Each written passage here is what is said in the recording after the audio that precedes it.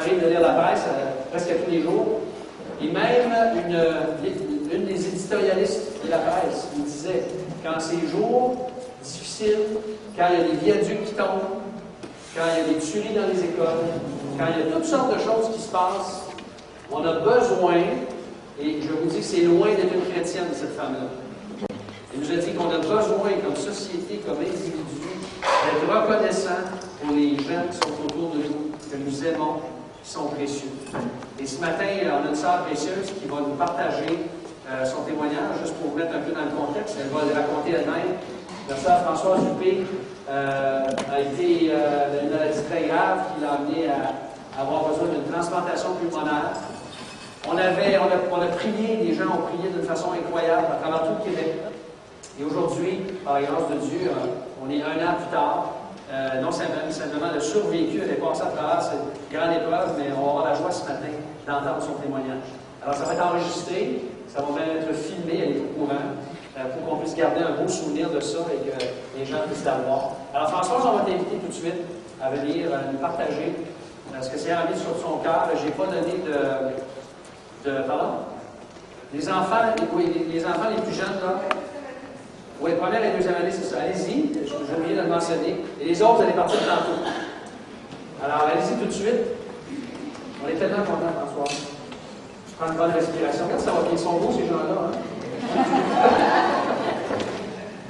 Un petit truc, quand on est en avant, on parle devant Dieu. On oublie les gens qui sont là. Ça nous aide. D'accord? C'est un de plus. Alors, elle va prendre le temps qu'il faut et ça va être suivi dans le temps d'action de grâce à vous. Merci. Bonjour, tout d'abord, je voulais vous dire combien je suis heureuse aujourd'hui de pouvoir être là devant vous et de rendre gloire à Dieu pour tout ce qu'il a fait depuis des années dans notre famille. Tout d'abord, pour les personnes qui ne me connaissent pas, je suis originaire de la Suisse. Je suis infirmière et j'ai migré au Canada en 1990. J'ai rencontré Jean-Luc, un Québécois, en Suisse, et nous nous sommes mariés en 1991 à Ottawa. Nous avons 2 enfants, Émilie qui a 14 ans et Nicolas 12 ans.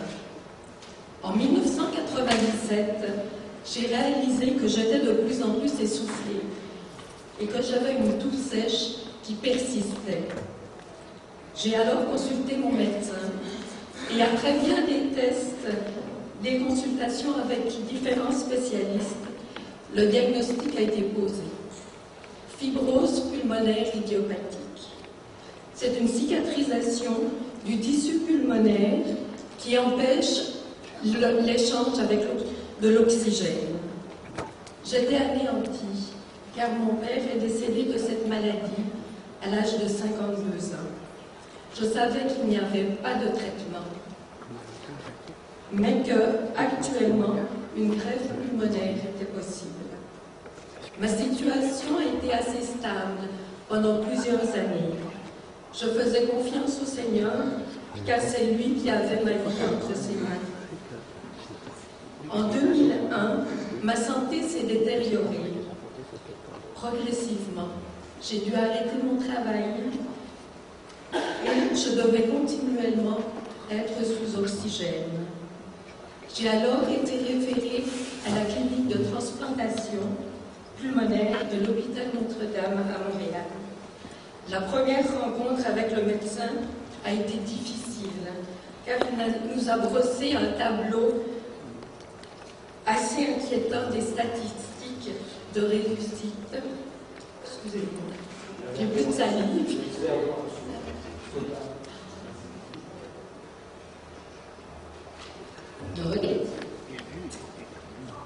Donc il nous a brossé un tableau très inquiétant, des statistiques de réussite, des risques des médicaments anti-rejet et des suivis à vie qui est très lourd. Il m'a informé que je devais habiter à 2 heures de l'hôpital. Nous sommes sortis de là très découragés. Je n'étais pas sûre d'avoir la force de passer à travers tout cela. Et surtout, c'était impensable pour moi d'être absente 1 année ou 2 ans loin de mes enfants. Nous avons réfléchi pendant plusieurs semaines. Puis un jour, j'ai appris que je pouvais attendre à la maison. Ma décision a été prise. Le lendemain, je prenais rendez-vous à Montréal pour le bilan pré-greffe. Pendant 3 mois, j'ai subi des tests pour évaluer mon état de santé, car il ne greffe que les gens il ne greffe que des gens qui n'ont pas d'autres problèmes de santé. C'était une période très pénible car je faisais des allers-retours à Montréal. Finalement, le 19 février 2004, j'ai été inscrite sur la liste de greffe. J'étais la 15e sur la liste. L'attente a été de 18 mois. Mon état continuait de se dégrader. Les jours précédant la greffe, je restais beaucoup allongée. Je me transférais du lit au fauteuil roulant avec difficulté. Parler m'essoufflait, manger m'épuisait, j'ai perdu beaucoup de poids. J'avais constamment l'oxygène à la dose maximale. Pendant cette période, l'Église a été très présente. Je ne peux pas donner une liste exhaustive de tout ce que les dames ont fait pour nous, mais je peux vous donner quelques exemples. Elles m'ont accompagnée à mes rendez-vous nombreux à l'hôpital de Montréal, de Gatineau, d'Ottawa. Nous recevions plusieurs repas complets chaque semaine. Le congélateur était plein. Nathalie Emery est venue pendant 2 ans, une soirée par semaine, faire les devoirs avec les enfants. Une autre sœur faisait notre épicerie. Une autre est venue tous les mardis cuisiner. Et un matin par semaine, une équipe de nettoyage venait faire le ménage. Et là, je ne vous parle pas de tous les encouragements que j'ai reçus par plein de petites attentions. Notre Église, ainsi que d'autres églises, ont fidèlement prié pour nous. André va nous lire le psaume 91, les versets 14 à 16, car ça a été pour nous tout au long de cette difficulté un grand encouragement et cela nous a soutenus.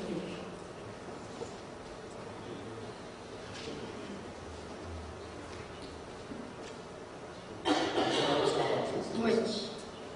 Puisqu'il s'attache à moi, je le ferai échapper, je le protégerai, puisqu'il connaît mon nom. Il m'invoquera et je lui répondrai.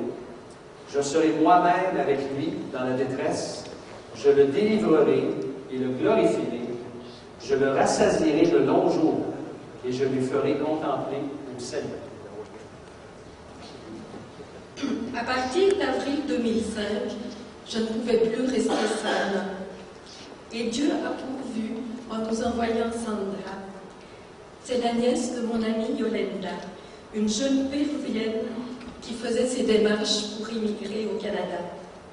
Sandra a habité 3 mois avec nous. C'était un vrai cadeau de Dieu. En juillet, elle a dû quitter le Canada. Ça a été terrible pour moi. Je ne comprenais pas ce que Dieu faisait. Je me sentais abandonnée. Mais Dieu a pourvu et nous a envoyé Lynn Rivet pour prendre soin de moi.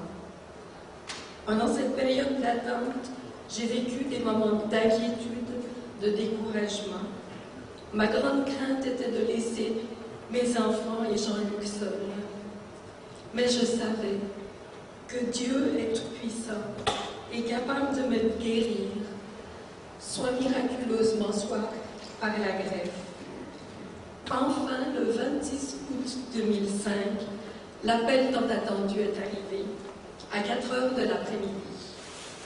Une grande joie, un peu d'excitation, mais une grande paix m'a envahie.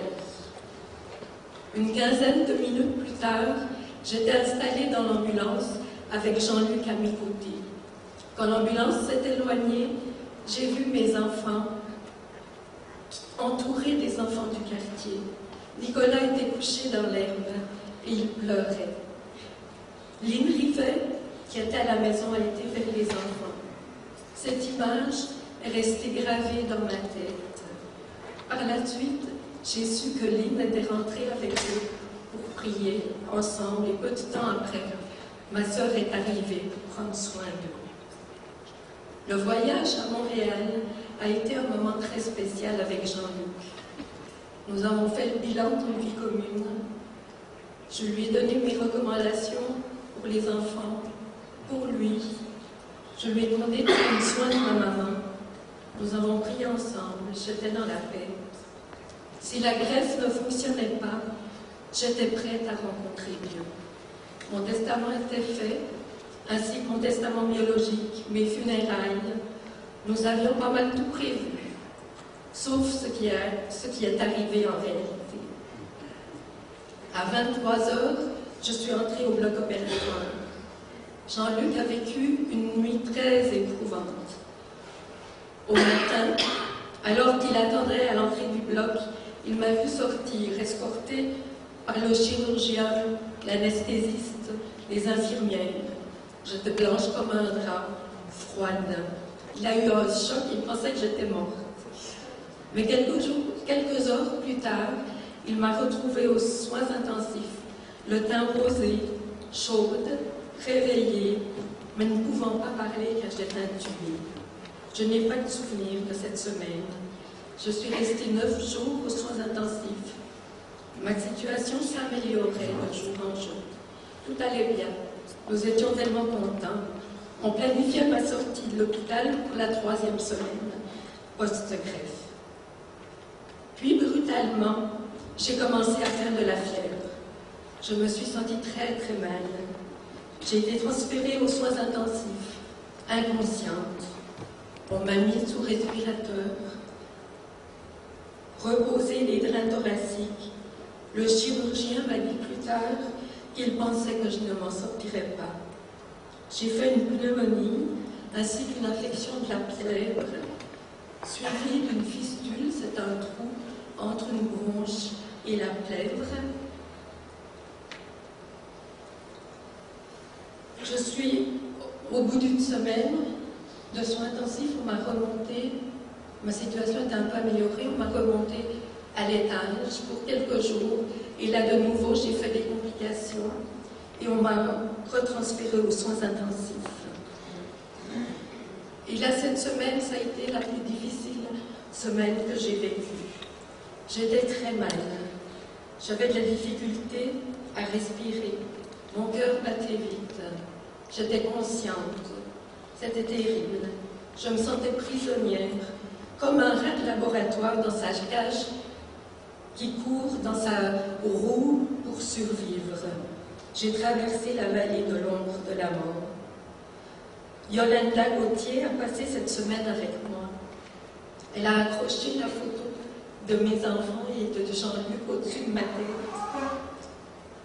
Et chaque fois que je les regardais, je me disais, je ne peux pas les laisser. Il faut que je continue. Les médecins des soins intensifs et les médecins du service de transplantation étaient en désaccord. Les premiers voulaient arrêter les traitements parce qu'ils pensaient que c'était de l'acharnement thérapeutique et les autres voulaient continuer à se battre. Après une semaine, je suis remontée à l'étage et une longue période d'environ 3 mois s'est écoulée avec des bas et des très bas. J'étais branchée de partout. Les journées étaient toutes les mêmes. Elles commençaient à 5 heures du matin par une prise de sang et se terminaient à 22 heures. Il y avait constamment du personnel pour des soins, des traitements, ou bien je partais subir des examens. Chaque semaine, j'avais une bronchoscopie pour aspirer une sécrétion bronchique. Et on découvrait une nouvelle bactérie. Il fallait changer de traitement. Nous étions vraiment très, très, très découragés. Pendant ce temps, je me voyais comme le paralytique dans Luc 5, 18 à 20. Ses amis l'ont transporté sur un lit, par le toit, car il y avait trop de monde à la porte. Il est écrit qu'en voyant leur foi, je fais l'histoire un peu courte, vous pourriez le lire dans la Bible, mais c'est écrit qu'en voyant leur foi, Jésus guérit le paralytique. Moi, j'étais allongée sur mon lit, sans force, incapable de prier, incapable de lire ma Bible. mais j'avais confiance dans la prière de mes frères et de mes sœurs. Je me savais porter devant vous, je me savais porter devant Dieu comme le paralytique. Depuis décembre, nous avons commencé à voir des petites améliorations. J'écrivais mon journal chaque jour. C'était comme une prière que j'adressais au Seigneur. Je notais chaque petit progrès. Ma situation se stabilisait. J'ai dû réapprendre à marcher. C'était très difficile. Je pleurais presque constamment. Le 19 décembre, Sandra est arrivée. Pour moi, ça a été la preuve que Dieu ne m'avait pas abandonnée. Au début janvier, les médecins m'ont dit que je pouvais sortir à la maison des greffés à la fin du mois. Ma première sortie a été d'une journée. Mais quelle merveille de respirer l'air frais du dehors. J'en pleurais de joie. Quand je suis sortie de l'hôpital, j'étais encore très faible. J'avais toujours 2 drains, ma sonde de gavage, je me déplaçais en fauteuil roulant. Mais je ne pouvais plus supporter d'être loin de mes enfants. Puis, j'ai pu revenir 2 jours à Gatineau. Quel moment de grande émotion de retrouver ma petite famille, ma maison. Le 24 avril, le chirurgien a enlevé mon dernier drain et ma sonde de gavage. À partir de ce moment-là, j'ai commencé à me sentir mieux. Mes nausées ont diminué. J'ai repris plaisir à manger, à boire mon café. J'ai recommencé à conduire. Quel sentiment d'indépendance merveilleux. Aujourd'hui, je me sens bien. Je suis tellement reconnaissante pour la vie que Dieu me permet de vivre. Je savoure chaque instant. Quelle joie de cuisiner, de magasiner avec Émilie, d'aller voir Nicolas jouer au hockey. Et pour terminer, j'aimerais remercier tout particulièrement Jean-Luc pour ton soutien de chaque instant. Tu as été fantastique. Tu as été mon coach, mon infirmier, mon préposé, mon physiothérapeute, mon psychothérapeute. En même temps, tu devais t'occuper des enfants, préparer les repas, planifier les fins de semaine. En plus, tu devais t'occuper des démarches administratives concernant l'immigration de Sandra, les assurances. Merci à Émilie et à Nicolas pour votre amour et votre encouragement. C'est grâce à vous que j'ai eu la force de traverser cette épreuve. Merci à Sandra pour toutes les larmes qu'elle a essuyées et pour tous les encouragements que tu m'as donnés. Tu es comme un ange pour notre famille que Dieu nous a envoyée. Merci à André et à Renaté pour leur soutien, les prières, les visites, pour toutes les nouvelles que tu donnais à l'Église régulièrement. Et merci à vous tous, mes frères et mes sœurs, pour l'aide matérielle et spirituelle que vous nous avez témoignée. Merci d'avoir été les mains, les pieds, le cœur que Dieu a employé pour nous montrer son amour, son affection, sa fidélité. Merci aussi à ma sœur, à mes amis de Suisse et d'ici, qui sont venus prendre soin de moi à l'hôpital. Je n'ai pas passé une journée seule. Ça a été un très grand témoignage pour le personnel de l'hôpital. Le chirurgien a félicité Jean-Luc pour l'implication de ma famille et de mes amis. Mais merci, un grand merci, tout particulièrement au Seigneur, de m'avoir accompagné, soutenu, donné la vie, ce qui est le bien le plus précieux. Si aujourd'hui vous traversez des moments difficiles, je voudrais vous laisser ce verset de Deutéronome 31:8. Le Seigneur marchera devant toi, il sera avec toi, sans jamais t'abandonner. N'aie donc pas peur et ne te laisse pas abattre. Merci.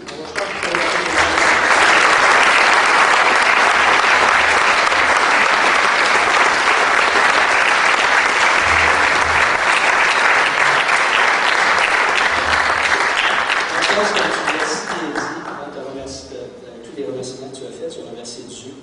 Et on va